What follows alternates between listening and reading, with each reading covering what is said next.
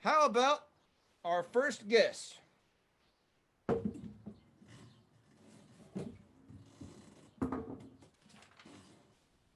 Jess Elizarraras, Curiosity Connoisseur. Hello. Hey Jess, what's happening? That took me a minute.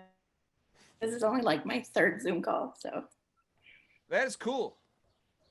That's cool that you've been able to avoid Zoom during this time. A little bit about Jess.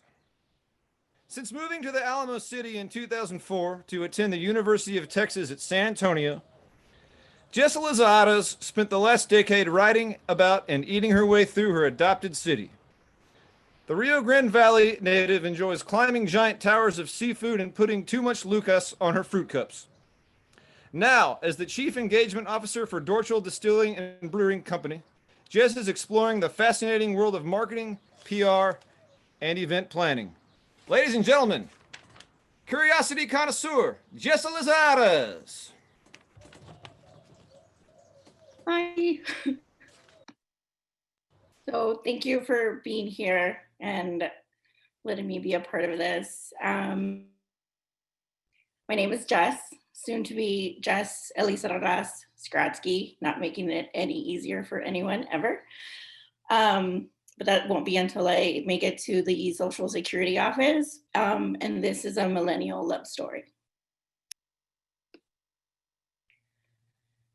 It started on the Instagram, that is. If you're not familiar, Instagram launched in 2010 and was later purchased by Facebook. And to be fair, this is not the first love story to come out of the photo sharing platform. It's easy enough to slide into DMs and hit that heart button or to signal, yes, I want to be your Insta husband.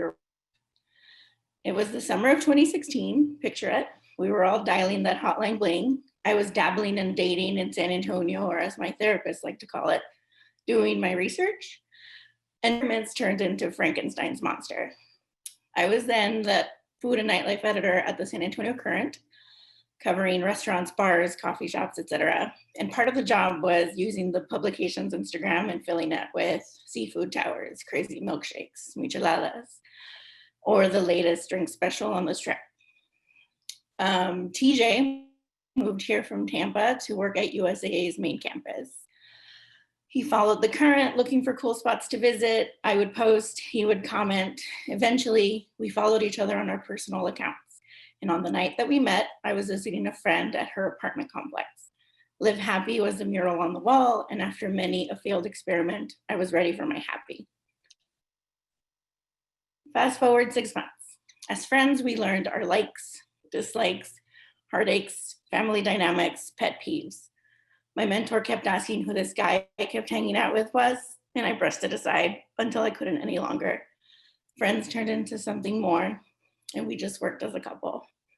We love to travel and eat our way around our city beyond. He's an amazing cook and is always down for my crazy ideas. He's a great dog dad to Hamilton. He lets me play DJ in the car, which means his Spotify will have the occasional Bad Bunny in the middle of his DAWs playlist. We love a good costume. These are 2017, 2018, and 2019, respectively. He's introverted, I'm extroverted. He grounds me and makes me laugh. After about 2 years of dating, I came home to a very special charcuterie board. He knew not to ask in public because I'm an ugly crier, so that's definitely a keeper. And even though I used to think I was never going to get married, suddenly we were doing the things. And it turns out there's a lot of things to do when you're planning a wedding. There's dresses, favors, cakes. We were taking engagement photos at the San Antonio Public Library, where we'd gone on dates, and Estate Coffee, our favorite coffee roaster. I was trying to say yes to the dress without breaking the bank and trying to get the salesperson to understand that I was going for effortless and not frilly ball gowns. We were building an entire website and asking our friends to stand by our side. Here's the website, millennial right there. We were adding a registry for a house fund because in our 30s, when we've already merged 2 apartments, it's kind of goofy to ask for sheet sets and china. After a few months of shopping, we found a venue. a secluded and chic garden just outside of 1604 that specializes in small, affordable weddings. Just a sec. Ooh, sorry. It was dreamy. The coordinator was a lovely woman with a calming presence, and everything seemed to line up. It did take me some time to get into the spirit of things. Whoops, hang on. Keep losing my notes. Weddings cost $27,000. There's pressures of not being a bridezilla. And then this happened. By March 2013, COVID had taken the first US life and cities were starting to lock down. A week after South by South and 20 days before a big day, the Centers for Disease Control put out new guidelines encouraging events no larger than 25 people. Our already small wedding was shrinking. Our parents are in their 60s. TJ's dad had just had a stroke.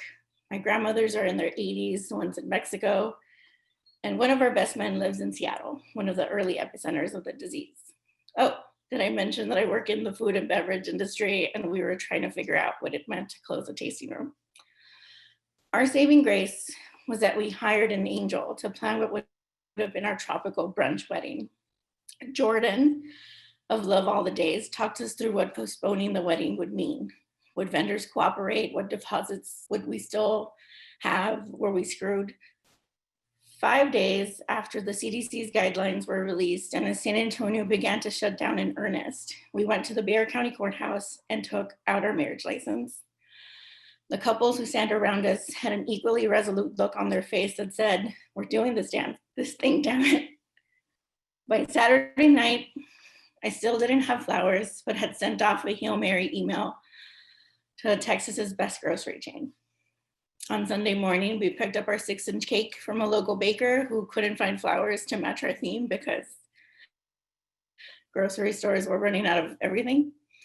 But HEB came through. On Sunday morning, on March 22nd, Andy Hopper, the design and development manager for HEB Blooms, who also went to the University of Alabama like TJ, Roll Tide Roll, had found a distributor and created a magical bouquet that matched our tropical theme. I kept my makeup and hair appointments because obviously. And although we didn't have our favors, our venue, our groomsmen, our tropical decor, our delicious brunch, or our parents, we did have a beautiful backdrop at Hemisphere, 2 wonderful witnesses, and a pair of photographers to capture the ceremony, and a fabulous officiant who will remain unnamed for now. It wasn't what we planned at all. It seems like nothing. Millennials who graduated during a recession and are currently navigating a worldwide pandemic. But 2 months in, and we're living happy. We have a wild story to tell our kids, and that's worth more than a few likes on the gram. Ooh. Hey, that was awesome. I didn't black out, so that worked out. Yeah, totally. I'm gonna honk a horn in celebration of you guys' love. How cool! You understand? Hear me? Yeah. Well, anyways, thank you for the wonderful presentation and for making lemons in a time. Yes, making lemons in a time of crisis. So through this digital marriage, what could you recommend to people going through a similar situation right now? Because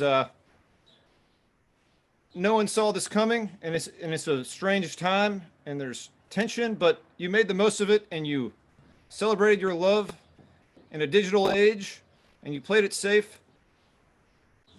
What was the toughest obstacle in this process, and what would you recommend to someone going through the same thing?